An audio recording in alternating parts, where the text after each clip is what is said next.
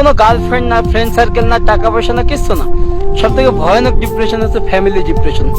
হয়তো আপনার বাবা মা আপনাকে বোঝে না, বা আপনার বাবা মায়ের সাথে হয়তো আপনার যাচ্ছে না, অথবা আপনি বিয়ে করেছেন, আপনার ওয়াইফ, এই সংসার নিয়ে ডিপ্রেশন। এটাই হচ্ছে পৃথিবীর সব থেকে বড় ডিপ্রেশন।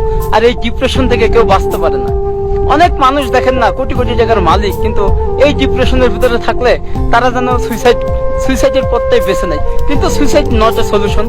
কারণ আমি বলি, আপনি মরে যাবেন ভাই, কেউ আপনার কবরস্থানে যাই বলবে না যে ও মারা গেছে, ও ভালো ছিল, ও এটা ছিল, কেউ বলবে না, কেউ আপনার জন্য দোয়া করবে না ভাই।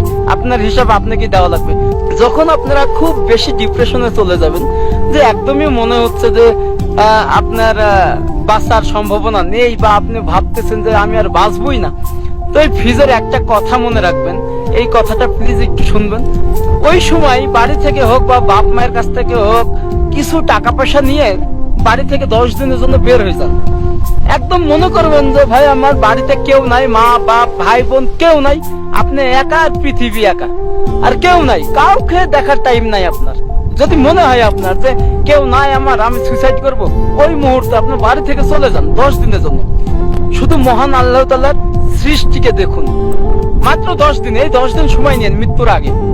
এরপরে আপনি চিন্তা করেন যে ভাই মৃত্যু কি আপনার জন্য সলিউশন, নাকি বেঁচে থাকাটাই আপনার জীবনের সলিউশন।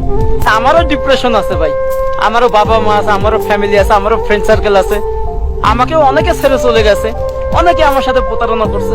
সো এটা ডাজেন্ট ম্যাটার। একটু ঘুরে নিজেকে সময় দিন, নিজের জীবন আজকে এখানে কেটে গেলে ভাই বাবা মা সন্তান বা ফ্রেন্ড সার্কেল কারুর ব্যথা লাগবে না, আপনারই ব্যথা লাগবে।